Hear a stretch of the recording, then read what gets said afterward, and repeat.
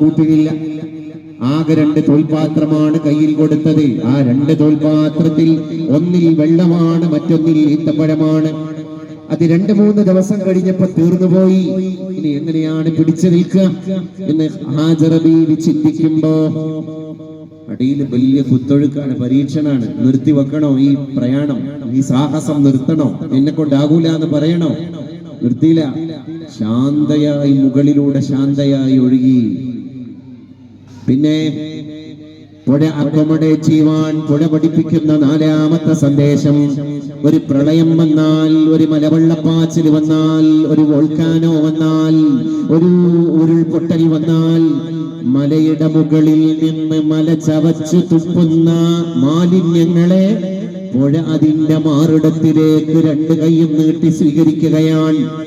എനിക്ക് വേണ്ട എന്ന് പറയാറുണ്ടോ പുഴ? മാലിന്യങ്ങളെ സ്വീകരിക്കില്ല എന്ന് വാശി പിടിക്കാറുണ്ടോ പുഴ? എല്ലാം സ്വീകരിക്കുകയാണ്.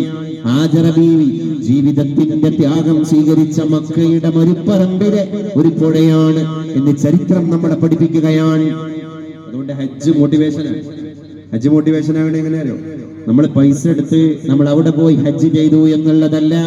ഹജ്ജിന്റെ ഓരോ ചടങ്ങുകളും ഒരു കുടുംബത്തെ നമ്മൾ അനുവർത്തിക്കലാണ്.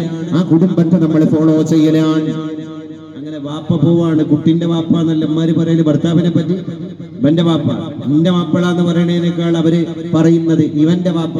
അതുപോലെ ഇസ്മായിലിന്റെ വാപ്പ പോയി, മോനെ ഇസ്മായിലെ, എന്റെ വാപ്പ അന്നെയും ഉമ്മാനെയും ഒറ്റക്കാക്കി പോയില്ലേ? അത് റബ്ബിന്റെ കൽപ്പന കൊണ്ടല്ലേ? അതുകൊണ്ട് ഇവിടെ കിടക്ക് മോനെ ഇസ്മായിലെ. കുഞ്ഞു പൈതരിനോട് സ്വകാര്യം പറഞ്ഞിട്ട് ഉമ്മ സൊഫയുടെ കുന്ന് കയറുകയാണ്. ചിന്തിച്ചോ, സൊഫയിൽ ആരുമില്ല, സൊഫയുടെ കുന്ന്. എന്റെ ശരീരത്തേക്ക് ഞാൻ എന്തെങ്കിലും കഴിച്ചാലല്ലേ എന്റെ കുഞ്ഞിന് മുലപ്പാല് സമൃദ്ധമായിട്ട് കൊടുക്കാൻ കഴിയുള്ളൂ. അതുകൊണ്ട് ഇനി വെള്ളമില്ലെങ്കിൽ പേടിയാണ്. എന്റെയും മകന്റെയും കാര്യത്തിൽ പേടിയുണ്ട്. വെള്ളം കൊണ്ടുപോകുന്ന യാത്രക്കാരായ കാഫില സംഘങ്ങൾ പരിസരങ്ങളിലുണ്ടോ?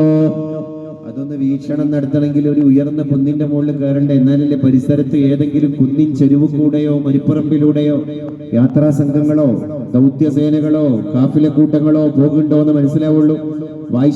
ഹാജറ ബീവി ഇങ്ങനെ വിളിക്കുന്നുണ്ട്. ആര് കേൾക്കാൻ? ആ ഒറ്റപ്പെടലിനെ പറ്റി ഒന്ന് ആലോചിച്ച് നോക്കുക അല്ലേ?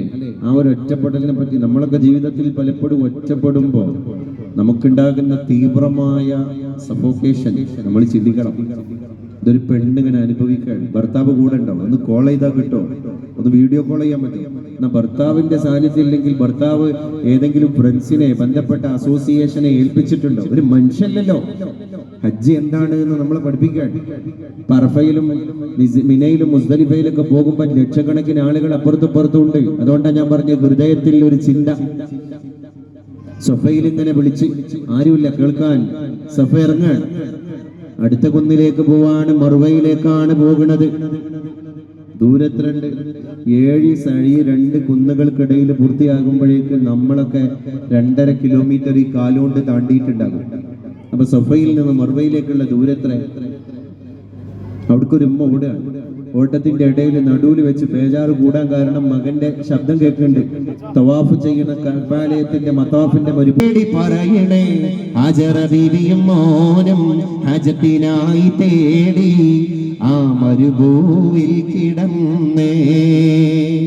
ആ മണൽ കാട്ടിലില്ല പൂഞ്ചോലകൾ, ആ ജബൽ ചെരുവിലില്ല കുളിരാറുകൾ. നൊന്തു കേഴുന്നേ, വെന്തു പൊരിയുന്നേ, കൊടുന്താഹമാൽ ഇസ്മായിൽ, കൊടുന്താഹമാൽ ഇസ്മായിൽ. 2 കുന്നുകൾക്കിടയിലൂടെ വേവലാതി പൂണ്ട ഹൃദയവുമായി നൊമ്പരം